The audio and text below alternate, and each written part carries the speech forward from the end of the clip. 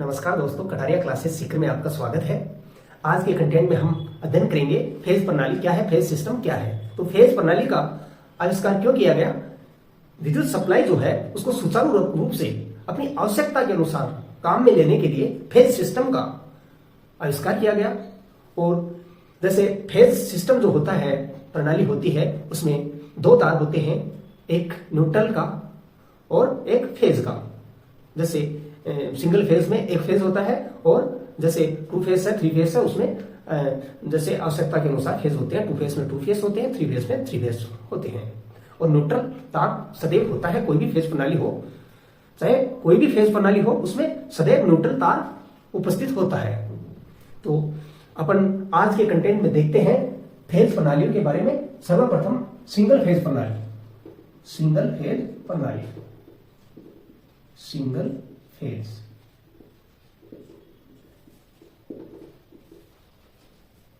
Single phase क्या है दोस्तों? सिंगल फेज में एक तो फेज वायर होता है और दूसरा न्यूट्रल होता है। एक तो फेज वायर होता है और दूसरा जो आवश्यक होता है हमेशा वो न्यूट्रल होता है, जिसको एन के द्वारा अपन लिख सकते हैं, बोल सकते हैं।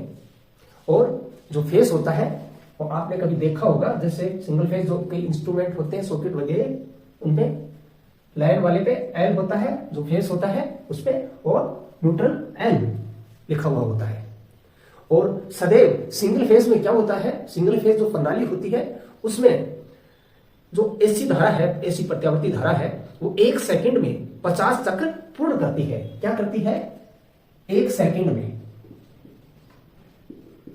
50 चक्र पूरे करती है। सिंगल फेज जो प्रणाली है उसमें प्रत्यावर्ती धारा 1 सेकंड में 50 चक्र पूर्ण करती है। और अगला है जैसे बहुकलीय प्रणाली। क्या है? बहुकलीय प्रणाली, जिसे क्या कहते हैं दोस्तों? पॉलीफेज प्रणाली भी कहते हैं। क्या कहते हैं? पॉलीफेज प्रणाली, या तो आप बहुकलीय प्रणाली कह दीजिए या फिर पॉलीफेज प्रणाली भी कह सकते हैं। ये क्या होती है? इसमें आवश्यकता अनुसार फेज होते हैं। जैसे बहुकलीय प्रणाली में टू फेज प्रणाली भी होती है और थ्री फेज सिस्टम भी होता है। और भौतिक रूप से थ्री फेज जो सिस्टम है वो काम में लिया जाता है आमतौर पर। तो सिंगल फेज के सॉरी दोस्तों, थ्री फेज के बारे में अपन अध्ययन करते हैं। थ्री फेज प्रणाली क्या है?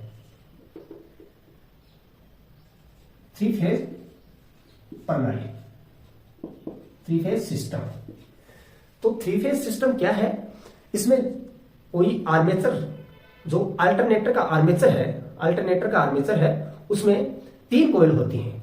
और जो 3 कॉइल होती हैं वो 120 डिग्री के कोण पे होती हैं। जैसे कोई आर्मेचर है ये,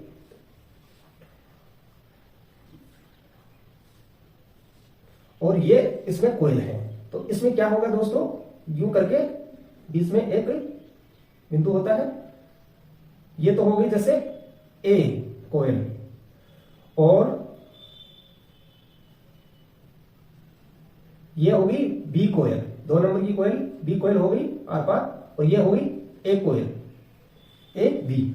और तीसरी कॉइल होगी, उसको अपन सी का नाम देंगे, कि आर पार होगी सी। इस तरह से 3 कॉइल होती है 120 डिग्री के कोण पे। तो इन पे कोण कितना हो जाएगा? 120 डिग्री का।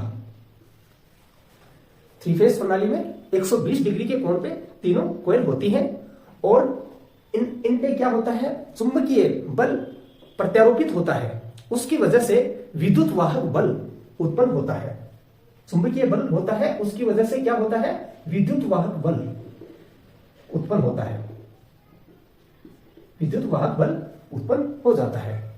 और जैसे अपन फेज के रूप में भी इसको देख सकते हैं, थ्री फेज प्रणाली को। जैसे फेज कैसे होते हैं इसके दोस्तों, वो मैं बताता हूं आपको। जैसे 120 डिग्री के कोण पे होते हैं ये,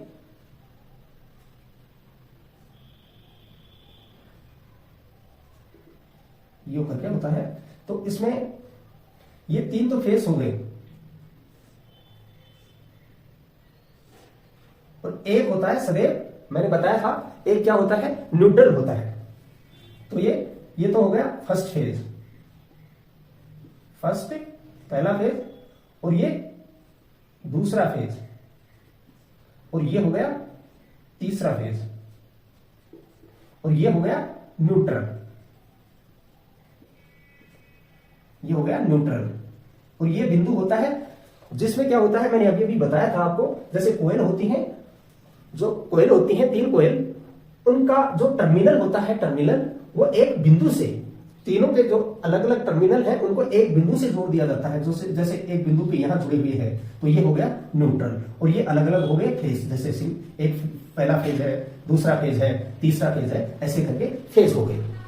और सदैव इसमें क्या होता है, जैसे एक फेज और न्यूट्रल के मध्य जो वोल्टेज होते हैं, जैसे फेज, एक फेज है, ये एक फेज हो गया और ये न्यूट्रल हो गया, तो इनके मध्य जो वोल्टेज होंगे वो फेज वोल्टेज कहलाएंगे। क्या कहलाएंगे? Phase voltage, phase voltage. और जैसे 2 फेज हैं और 2 फेज के मध्य जो वोल्टेज होते हैं उनको क्या कहते हैं? लाइन वोल्टेज कहते हैं। जैसे ये 2 फेज हो गए, इनके मध्य जो वोल्टेज हैं उनको क्या बोलेंगे अपन? Line voltage, line voltage. ये क्या हो गया? लाइन वोल्टेज हो गया। फेज के मध्य जो वोल्टेज होते हैं वो तो हो गया लाइन वोल्टेज, और एक फेज और न्यूट्रल के मध्य जो वोल्टेज होते हैं उनको फेज वोल्टेज कहते हैं। और ये जो कोयल होती है वो कितने डिग्री पे जुड़ी हुई होती है? 120 डिग्री के कोण पे जुड़ी हुई होती है। और दोस्तों जैसे मैंने बताया, कोई भी फेज प्रणाली हो, कोई भी फेज सिस्टम हो, उसमें सदैव न्यूट्रल का होना आवश्यक होता है।